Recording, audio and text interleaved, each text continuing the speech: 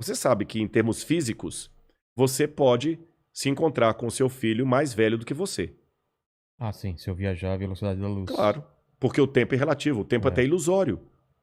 Você tá entendendo? O Aí tempo... voltamos para Interstellar, né? Que o personagem principal volta e a filha dele está velhinha na cama, morrendo, e ele está com praticamente a mesma idade. Exatamente. Agora, isso pra mim é um absurdo, mas é física. É. Tá aí. Mesmo que você não acredite, Mesmo é que a não acredite. A física quântica tá aí. Tanto é que eu consigo pegar uma foto aqui no meu Instagram e ela espelhar no celular de várias pessoas, graças à física quântica. Vamos agradecer. São os elementos fantasmas que aparecem ali, que o elemento aparece aqui e lá ao mesmo tempo. É isso que permitiu a gente mandar foto por WhatsApp. Né? Pra mim isso é tudo coisa do demônio.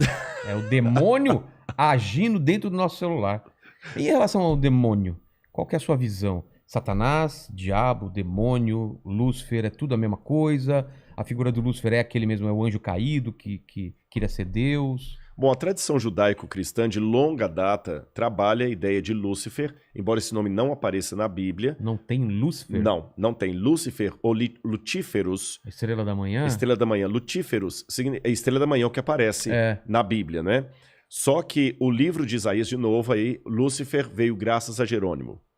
Quando Jerônimo traduziu a Bíblia para o latim, ele traduziu a expressão estrela da manhã, ou estrela da alva, para lutíferos. Lutíferos em latim, lute, luz. Ferus, que carrega. Aquele que carrega a luz. Transportador de luz, portador de luz. E acabou que lutíferos, por vias do latim corrompido, virou um nome próprio e virou o nome do ser angelical que caiu, embora esse nome não esteja na Bíblia como nome próprio. A Bíblia o chama de acusador, que em hebraico seria Satã. Satã é advogado de acusação, não é? Às vezes o apelido também de diabolos. Diabolos em grego significa dia, através de, é a preposição grega através de. Você fala, por exemplo, em grego você fala diálogo. Logos, logos, através da palavra. Tá certo? A diáspora, semente lançada através de. Diarreia, que corre através de. É tudo grego, meu irmão. É tudo grego. Tudo bem de lá. E balos significa lançado. Tanto é que balística, bala de revólver, balaustre, né? Balos é lançado em grego. Diabolus, aquele que foi lançado através de, para fazer uma referência a quando ele caiu do céu. Mas esses nomes, Lúcifer, Diabo, Satã, que eu falei adversário, são apelidos, títulos que esse ser angelical, um querubim, foi adquirindo ao longo do tempo. O opositor, né? A gente não sabe qual que é o nome próprio dele, a CNH dele. Né? Quando Jesus joga os diabos, os demônios no porco, é outra coisa. É outra coisa. Ali é interessante, porque os demônios que estão ali, eles pedem a Jesus, lança-nos aos porcos. Ali são demônios, né? A palavra demônio também é interessante porque a gente tem que cuidar, porque no grego vem da palavra gênio. Gênio. O cristianismo acabou pegando a palavra gênio, também por vias do judaísmo do segundo templo. Gênio de muito inteligente? Não, gênio de genialidade mesmo, de personalidade humana. Um gênio, né? tá. É porque você tem em grego, por exemplo, o Aristóteles fala do eudaimonia, né? O bom gênio, a sua disposição. O gênio é o que você é. A sua disposição, a sua psique, a sua alma, é o seu gênio. Então, eudaimonia era aquela pessoa que tinha virtuosa. Achei uma boa tradução. Embora aretes também seria virtuoso em grego, mas vou falar de eudaimonia, a pessoa virtuosa em grego. Só que daimonion significa aquele gênio que pode ser bom ou ruim. Mas você sabe, as palavras sofrem semântica. E daimônio acabou sendo incorporado pelo cristianismo primitivo, por vias do Novo Testamento grego e depois do latim, como sendo uma marca, um título para os anjos que seguem Satanás na rebelião dele. Mas como eu falei, a gente não tem a CNH do inimigo de Deus. E ele fala que legião, né? Legião. Mas ali tem uma coisa interessante, o porquê de legião. Quando Marcos cita aquilo ali, Marcos é muito irônico. Papias foi um escritor cristão do segundo século, ele dizia que Marcos escrevia orientado por Pedro. E Pedro era um camarada bem-humorado. Pedro era aquele tiozão do churrasco. Ah, tá. Né? Pedro era um Bolsonaro. Tá. A vida sem entrar pra política, aí, né? Tá ok? Exatamente. Meu, não vai fazer não, né, pô? Tá ligado. É demônio, né? Tá ligado aí nos porcos aí, né? Não vai me atrapalhar, pô. Trabalhar meu governo aqui, pô. Tô querendo falar direitinho aqui, você vem falar... Não dá, pô. Acho que eu nunca... Quando você ia imaginar que o Rodrigo imitava o Bolsonaro, hein? Nossa, mãe, viu? Aliás, não sei, lógico que não sei se ele vai ver isso, mas um grande beijo para toda a família dele lá. A esposa dele muito querida, já falei com ela por telefone, já orei. A filha dele chama-se Laura também, que é o nome da minha esposa. Tá lá, tem meu livro lá, tava lendo e tudo. Então, pessoas do bem. Mas, isto posto, eu sei que alguns o acham um ótimo presidente, outros ridicularizam, não estou aqui falando da política, eu só dei esse exemplo aqui. O Pedro, ele tinha aquela personalidade do Bolsonaro. Ele falava primeiro para depois ele pensar no que fez, e era um camarada muito alegre, aquele tiozão do churrasco ali. Esse era o Pedro. Sim. E essa imagem de Pedro passa pelo Evangelho de Marcos, que segundo Papias escreveu sobre Pedro. E ele é muito irônico. E como eu falei... parte do Legião, hein? Exatamente. Porque está em Marcos. Todos os evangelistas, com exceção de João, contam essa história. Mas olha que interessante. Quando os outros evangelhos, Lucas e Mateus, contam esse episódio, eles contam o seguinte, que Jesus chegou em Gadara, aí chegou um menino endemoniado, tá certo? E Jesus expulsou o demônio falou assim, manda-nos aos porcos. Aí Jesus falou, pode ir para os porcos caem no mar, morrem, o povo da cidade fica desesperado, porque teve prejuízo com os porcos, manda Jesus embora dali. Ele querendo fazer o bem e ainda... Fazer o bem vai embora. Quer dizer, o porco é mais valioso do que o menino. Pô, o cara curou o filho ali deles e tudo e tal. Não, a gente prefere o cara endemoniado, não vão perder nosso dinheiro, não. Só que Marcos conta a mesma história de uma maneira mais irônica. Você sabe que eu tenho uma maneira irônica, às vezes, de contar uma história. Eu posso falar, por exemplo, assim... uma vez uma mulher veio pedir ao pastor para orientar a filha dela. Mas o pastor falou, por que eu vou fazer isso? Se todo domingo, depois do culto, vocês comem pastora milanesa no almoço.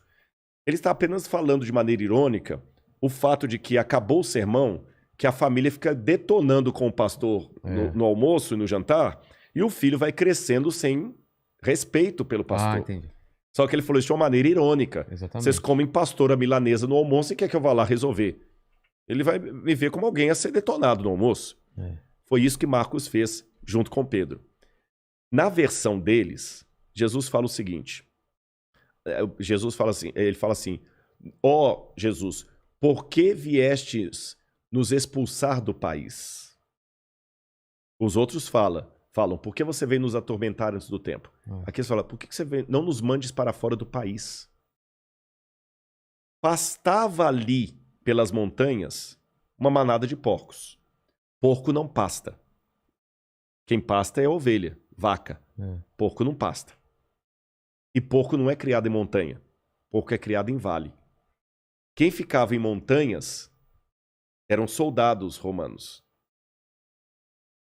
E quando Jesus pergunta assim, qual é o teu nome? Ele fala legião, que era o nome das milícias romanas. Exatamente. Aí ele fala, pode ir para os porcos. Quem ficava vigiando as colinas eram os soldados romanos. O que Marcos quis dizer? Marcos não está dizendo com isso que a história é fictícia, que não aconteceu. Ele apenas pegou uma história que aconteceu, como eu dei o exemplo, e contou de maneira irônica. O que ele quis mostrar? Veja bem, o povo judeu queria que o Messias viesse para livrá-los dos romanos.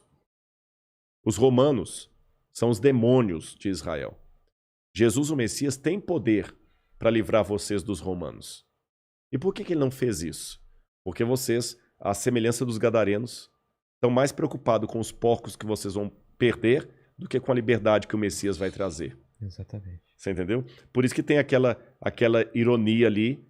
A verdade, a história aconteceu, mas Jesus contou de uma maneira irônica. E eu vou te falar, sinceramente, eu já tive situações em que eu estive em cena de possessão demoníaca de alguém e é muito diferente de uma esquizofrenia, de um problema de bipolaridade, de uma depressão. É como a gente vê em filme, muda a voz, tem uma força sobre-humana. Exatamente. A gente não deve esquecer, o diabo, ele não é monótono. Então, só antes de voltar a isso, voltando a Lúcifer. Lúcifer, então, como opositor a Deus, realmente está aqui para agir contra a vontade de Deus. Exatamente. Isso é fato. É fato. Eu posso falar isso até de uma forma bélica. Bélica. Nesse exato momento está havendo um grande conflito entre o bem e o mal. E os dois lados querem você. Cara, eu não vou dormir hoje. É verdade. Mas sempre? Sempre. Não há trégua. A cada ação. A cada ação. E não há trégua, e colocar-se em neutralidade já escolheu o lado do mal. Ah, é? Você não escolheu um lado, você já escolheu. Já escolheu. Caramba. Você não escolheu um lado, você já escolheu. Você tá entendendo? Você tá lá na guerra.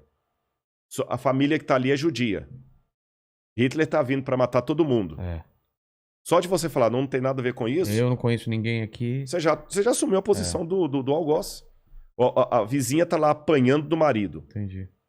Lei Maria da Penha. Você não denuncia, você já assumiu o papel do lado do cara agressor. Você é tão agressor quanto ele, porque você é omisso. E na guerra do grande conflito é esse. Está tendo um grande conflito do bem contra o mal. As pessoas ignoram, fingem que não está acontecendo, mas está. Nesse exato momento, há uma guerra do bem contra o mal. Uma batalha. Agora, quer ver que bonitinho? Mas aí você estava falando da possessão que você... Das possessões que você... isso é só a ponta do iceberg, é o que aparece. É o que aparece, porque como eu falei, o diabo não é monótono. Esquece aquele negócio de O Exorcista do filme lá, que vira o... Ah, não é? Nem sempre. Às vezes aquilo ali ele faz até de brincadeira. Vamos colocar aqui. Como o diabo ele trabalha em várias frentes, ele não dá tiro de revólver, ele dá tiro de metralhadora. Alguns pegam. Então, por exemplo, quer ver uma forma do diabo enganar as pessoas? Um falso exorcismo. Por exemplo, se eu sou um camarada que aprendo, eu sei que há ilusionistas sérios. E há hipnólogos sérios que aprendem a arte da hipnose. Eu nunca aceitaria me submeter à hipnose. Eu não concordo com essa linha de tratamento. Mas em que pese a minha discordância da terapêutica hipnótica, eu admito que há os hipnólogos sérios. Que têm diploma de hipnologia, você entendeu? E tem os caras que fazem pra câmera uma coisa falsa. E tem aquele picareta que ele aprende a mesma técnica do sério, ele vai lá num altar com um óleo consagrado em Jerusalém, um óleo que ele trouxe do Monte Calvário. Aí põe na testa da pessoa, joga alguns efeitos de hipnose. Sugestão. De autossugestão, a pessoa cai ali, fica dura. Sai demônio, faz aquele teatro todo. Aquele ali foi um falso exorcismo. Mas foi satânico. Sabe por quê? O diabo aproveita essa questão porque ele sabe que algumas pessoas vão ficar com medo. Outras vão pegar aquilo ali para desdenhar tudo que é de Deus. Ele vai pegar tudo e colocar num balaio só. Então, se você falar, hoje eu vou entrevistar um cara que é crente, é mais um. Então, até nisso ele ganha. Você tá entendendo? Agora, não se deixe enganar. O conflito está acontecendo. Se eu falasse isso aqui de maneira mais bonitinha, se eu falar o seguinte, não, eu vou falar com você hoje da teoria de Kardashev. Kardashev foi um russo físico que ele teorizou que existem vários universos e que o grau de elevação desses universos é baseado nos mundos, é baseado na quantidade de energia que ele gastou do seu planeta e como ele usa. Não tem nenhuma comprovação disso, nada. Mas Kardashev era um físico russo. Ele criou a teoria de Kardashev. E tá aí. Você entendeu? E todo mundo, nossa, legal. Se eu falar lá na escola da USP de física lá, eu vou falar sobre Kardashev, todo mundo vai ouvir a palestra, que interessante, tudo. Então existem graus de civilização. Ele fala de civilizações interplanetárias. Caramba. As mais sofisticadas.